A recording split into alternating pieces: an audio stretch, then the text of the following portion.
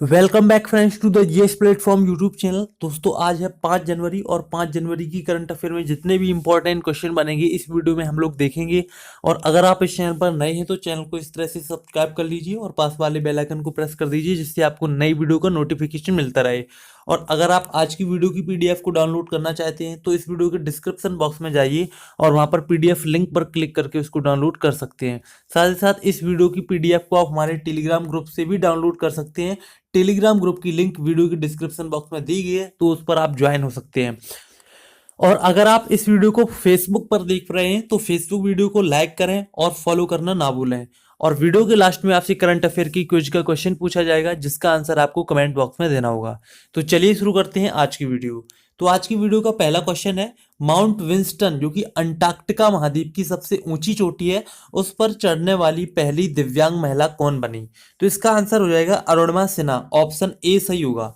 तो देखिए हाल ही में अरुणिमा सिन्हा माउंट एवरेस्ट पर फतह करने वाली पहली महिला दिव्यांग बनी है और उन्होंने एक और रिकॉर्ड बना लिया है और वह अंटार्कटिका महाद्वीप की सबसे ऊंची चोटी माउंट विंस्टन पर चढ़ने वाली दुनिया की पहली महिला दिव्यांग भी बन गई हैं। इसके अलावा उन्होंने माउंट एवरेस्ट के अलावा 30 वर्षीय अरुणिमा सिन्हा ने 5 महाद्वीपों की सबसे ऊंची चोटियों पर भी चढ़ाई की है और उनकी योजना सभी 7 महाद्वीपों में ऐसा करने की उनकी योजना है। मैं आपको बता दूं वर्ष 2013 में माउंट एवरेस्ट पर चढ़ने वाली वो पहली दिव्यांग महिला थी। तो तब से वो दिव्यांग महिला के रूप में कई रिकॉर्ड बना चुकी हैं। ठीक है, तो आपका फर्स्ट क्वेश्चन कंप्लीट हुआ। नेक्स्ट क्वेश्चन देखते हैं, क्वेश्चन नंबर सेकंड। भारतीय पैनोरमा फिल्म महोत्सव कहाँ शुरू हुआ है? तो यहाँ पर तो 4 ऑप्शन दिए गए, इनमें जो राइट आंसर है न्यू दिल्ली। ऑप्शन बी सही होगा। तो देखिए सूचना एवं प्रसारण सचिव अमित खरे ने नई दिल्ली के श्री फोर्ट ऑडिटोरियम में 10 दिवसीय भारतीय पैनोरमा फिल्म महोत्सव का हाल ही में उद्घाटन किया है और इस महोत्सव के दौरान कुल 26 फीचर फिल्म दिखाई जाएंगी जबकि 21 नॉन फीचर फिल्म दिखाई जाएंगी। और इस फिल्म समारोह का जो आयोजन है वो फिल्म महोत्सव निदेशालय सूचना एवं प्रसारण मंत्रालय द्वारा किया जा रहा है और इसमें प्रारंभिक फीचर फिल्म ओलू होगी जिसके निर्देशक साजी एन करोड़ और नॉन फीचर फिल्म खरवास के निर्देशक आदित्य सुहास जाम्बली इस अवसर पर भी उपस्थित रहेंगे। मैं आपको बता दूं भारत के 49वें अंतर्राष्ट्रीय फिल्म महोत्सव में भारतीय पैनोरमा भाग के तहत चुनी गई सभी फिल्में महोत्सव के दौरान इसमें दिखाई जाएंगी। तो देखिए जो भारतीय पैनोरमा फिल्म महोत्सव नई दिल्ली में शुरू हुआ है तो आपको पता होना चाहिए दिल्ली के जो सीएम है वो है अरविंद केजरीवाल, लेफ्टिनेंट गवर्नर है अनिल बैजल। दिल्ली की लोकसभा से 7 सीटें, राज्यसभा से 3 सीटें और विधानसभा में कुल 70 सीटें आती हैं। और सन 1991 में 69वें संविधान संशोधन द्वारा दिल्ली को राष्ट्रीय राजधानी क्षेत्र यानी कि एनसीआर घोषित किया गया था। ठीक है, तो आपका सेकेंड क्वेश्चन कंप्लीट हुआ।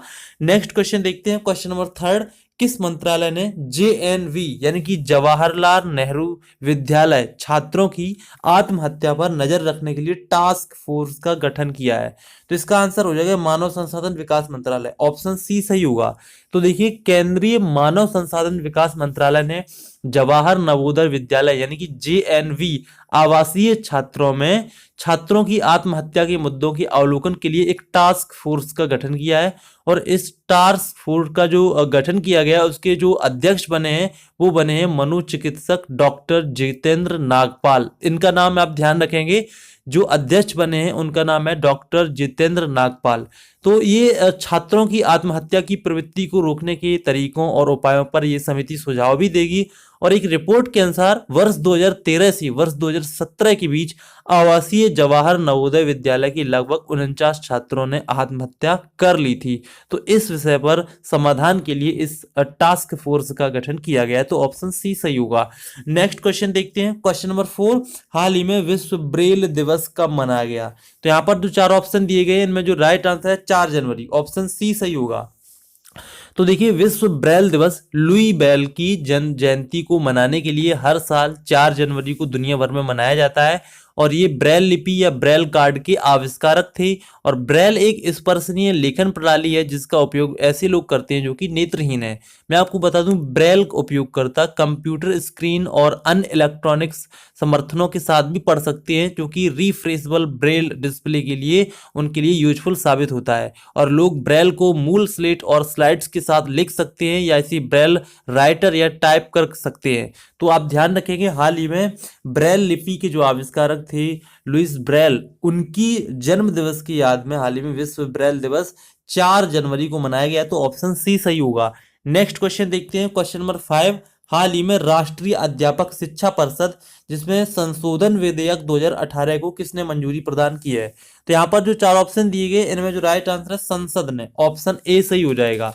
तो देखिए भारतीय संसद ने राज्यसभा की मंजूरी के बाद राष्ट्रीय अध्यापक शिक्षा परिषद संशोधन विधेयक 2018 पारित किया है और लोकसभा ने पहले ही इस विधेयक को पारित कर दिया था। इस विधेयक में राष्ट्रीय अध्यापक शिक्षा परिषद अधिनियम यानी कि NCTE 1993 में इसमें संशोधन किया जाएगा और इस विधेयक को केंद्रीय मानव संसाधन विकास मंत्री प्रकाश जावड़ेकर ने दिसंबर 2017 में लोकसभा में पेश किया था और विधेयक का उद्देश्य केंद्रीय और राज्य संस्थानों को पूर्वव्यापी मान्यता प्रदान करना है जिन्होंने परिषद द्वारा अनुमोदन के बिना शिक्षक शिक्षा पाठ्यक्रम संचालित किए थे।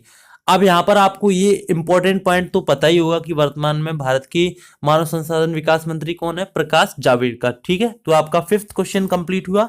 नेक्स्ट क्वेश्चन देखते हैं, क्वेश्चन नंबर 6। हाल ही में SBI लाइफ इंश्योरेंस ने किस बैंक के साथ समझौते पर हस्ताक्षर किए हैं? तो इसका जो राइट आंसर है सिंडिकेट बैंक, ऑप्शन ए सही होगा। तो सिंडिकेट बैंक और SBI लाइफ इंश्योरेंस ने अपने ग्राहकों के लिए एक व्यापक वित्तीय नियोजन समाधान की पेशकश करने के उद्देश्य से एक बैंक इंश्योरेंस संधि पर हस्ताक्षर किए हैं और इस संधि पर सिंडिकेट बैंक के MD और CEO मृत्युंजय महापात्रा और SBI लाइफ के MD और CEO संजीव नेटियाल के द्वारा हस्ताक्षर किए गए हैं। यहाँ पर मैं आपको बता दूं, इस संधि के माध्यम से सिंडिकेट बैंक अपनी 3000 शाखाओं के साथ बाजार में पैठ प्रदान करेगा और SBI लाइफ की विविध सुरक्षा, जन सृजन और बचत बीमा उत्पादों को ग्राहकों को बेच सकेगा। अब यहाँ पर देखिए सिंडिकेट बैंक की बात की तो आपको पता होना चाहिए सिंडिकेट बैंक की स्थापना कब हुई थी? तो इसकी स्थापना हुई थी 1925 में और इसका मुख्यालय कहाँ पर है? ये आपका कर्नाटक राज्य के बेंगलुरु के मणिपाल में है। और सिंडिकेट बैंक की जो टैग लाइन है वो क्या है? वो है फेथफुल एंड फ्रेंडली। ठीक है, तो आपका 6th क्वेश्चन कंप्लीट हुआ। नेक्स्ट क्वेश्चन देखते हैं, क्वेश्चन नंबर 7। हाल ही में बच्चों को मुफ्त और अनिवार्य शिक्षा का अधिकार संशोधन विधेयक 2018 किसने पारित किया है? तो यहाँ पर 4 ऑप्शन दिए गए हैं, इनमें जो राइट आंसर है संसद, ऑप्शन ए सही हो जाएगा। तो देखिए जो RTE में संशोधन विधेयक 2018 पारित किया है वो किया है संसद ने। तो यहाँ पर संशोधन शब्द को भी आप ध्यान रखेंगे। तो देखिए भारतीय संसद ने बच्चों को मुफ्त और अनिवार्य शिक्षा का अधिकार संशोधन विधेयक 2018 पारित किया है जो स्कूल में नो डिटेंशन पॉलिसी को खत्म करने का प्रयास करता है और ये कानून महत्वपूर्ण है क्योंकि ये प्रारंभिक शिक्षा प्रणाली को जवाबदेही लाता है और इस विधेयक में शिक्षा का अधिकार यानी कि RTE अधिनियम में संशोधन किया गया है ताकि स्कूलों में नो डिटेंशन नीति को समाप्त किया जा सके। आप देख सकते हैं कि नाउअडेज स्कूल में कक्षा 8 तक के जो स्टूडेंट हैं सरकारी स्कूलों में उनको फेल नहीं किया जा सकता है, तो इस तरह की नीतियों को अब समाप्त किया जा रहा है। तो अधिनियम में वर्तमान प्रावधानों के तहत 8वीं कक्षा तक के किसी भी छात्र को नजरबंद या फिर उनको फेल नहीं किया जा सकता है। तो इस तरह के नियमों को अब इसमें संशोधन कर दिया गया है। ठीक है, तो ध्यान रखिएगा संसद ने हाल ही में RTE एक्ट 2018 में संशोधन कर दिया गया है। तो ऑप्शन आपका यहाँ पर ए सही होगा। यहाँ पर देखिए RTE की बात की गई तो आपको पता होना चाहिए राइट टू एजुकेशन, ये जो एक्ट है वो कब लागू हुआ था? तो देखिए इस एक्ट को 2009 में बनाया गया था और इस एक्ट को 1 अप्रैल 2010 में लागू कर दिया गया था। ठीक है, तो आपका 7th क्वेश्चन कंप्लीट हुआ। नेक्स्ट क्वेश्चन देखते हैं, क्वेश्चन नंबर 8। दुनिया के 4000 प्रमुख वैज्ञानिकों में भारत के कुल कितने वैज्ञानिकों ने स्थान पाया है? तो इसका आंसर हो जाएगा 10, ऑप्शन ए सही होगा।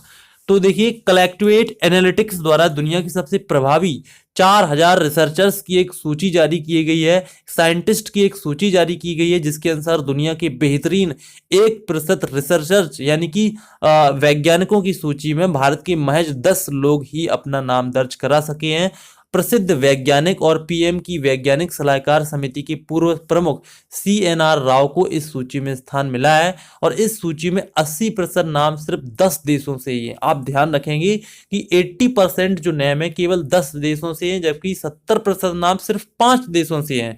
और इंस्टीट्यूट की बात करें तो इस लिस्ट में 186 नाम ऐसे हैं जो कि हार्वर्ड यूनिवर्सिटी से है और इसमें 2639 नाम के साथ अमेरिका शीर्ष पर है, वहीं 546 नामों के साथ यूके दूसरे नंबर पर है, जबकि भारत का पड़ोसी देश चीन इस सूची में 482 नाम के साथ तीसरे नंबर पर है। लेकिन भारत के इसमें केवल 10 वैज्ञानिकों ने ही स्थान पाया है, तो ऑप्शन ए सही होगा। नेक्स्ट क्वेश्चन देखते हैं, क्वेश्चन नंबर 9।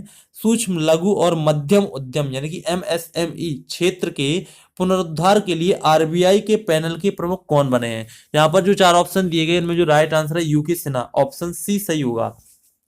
तो आरबीआई ने सूक्ष्म लघु और मध्यम उद्यमों यानी कि एमएसएमई क्षेत्र के पुनरुद्धार के व्यापक समाधान की समीक्षा और प्रस्ताव के लिए 8 सदस्यीय विशेषज्ञ समिति नियुक्त की है, और इस समिति की अध्यक्षता सेबी के पूर्व अध्यक्ष यूके सिन्हा करेंगे। और ये जो समिति है वो एमएसएमई क्षेत्र को वित्त की पर्याप्त उपलब्धता को प्रभावित करने वाले कारकों की जांच भी करेगी। यहाँ पर देखिए आरबीआई की बात की गई है, तो आपको पता होना चाहिए आरबीआई के बारे में।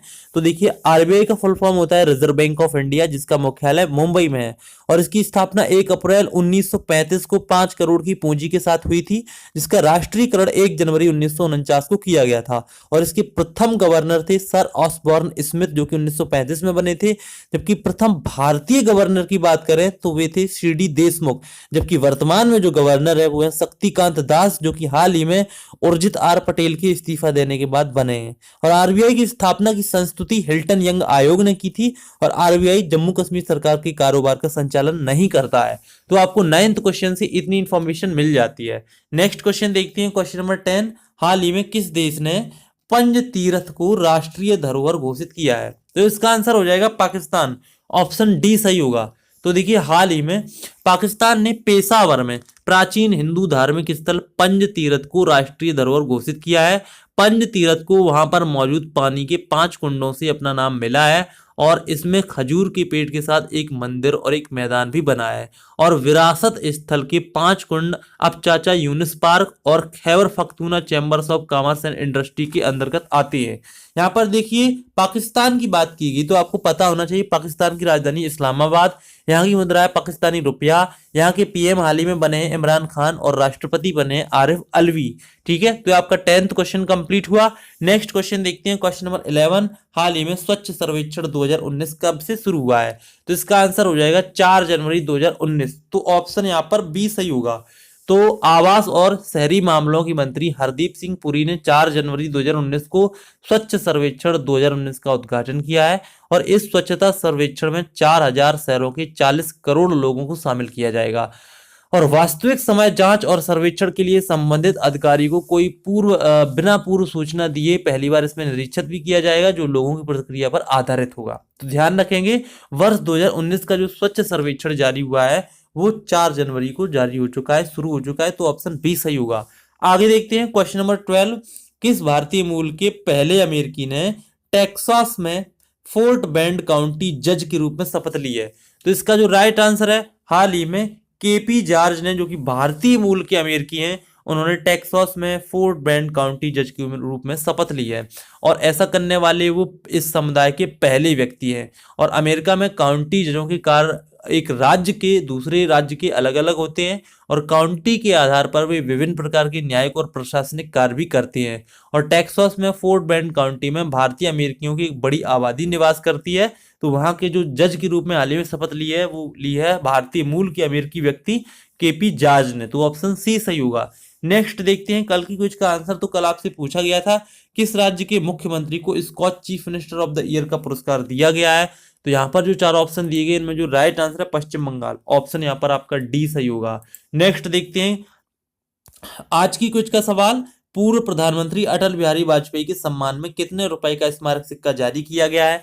तो यहाँ पर देखिए 4 ऑप्शन दिए गए, ऑप्शन ए 100 रुपए, ऑप्शन बी 200 रुपए, ऑप्शन सी 300 रुपए, और ऑप्शन डी 500 रुपए। तो अगर आपको इस क्वेश्चन का आंसर आता है तो वीडियो के कमेंट बॉक्स में जाइए और इसका आंसर जरूर दीजिए। और अगर आपको ये वीडियो पसंद आए तो प्लीज वीडियो को लाइक जरूर कीजिए, और लाइक करने के बाद अपने किसी फेसबुक या व्हाट्सएप के एजुकेशनल ग्रुप में इसको शेयर जरूर कीजिए। और अगर आपने अभी तक हमारे फेसबुक पेज को ज्वाइन नहीं किया है तो द जीएस प्लेटफॉर्म सर्च करके आप फेसबुक पेज को ज्वाइन कर सकते हैं, जहां पर आपको कॉम्पिटिटिव एग्जाम के लिए क्वेश्चंस मिलते रहते हैं। और अगर आपने अभी तक संपूर्ण दिसंबर माह से टॉप 50 करंट अफेयर का वीडियो नहीं देखा है तो फुल दिसंबर करंट अफेयर आप एंड स्क्रीन में यहाँ पर येलो कलर में देख रहे होंगे, तो इस पर क्लिक करके आप इस वीडियो को जरूर देखिए, जिससे कि आपके दिसंबर माह के टॉप 50 करंट अफेयर के क्वेश्चन आपको मिल जाए।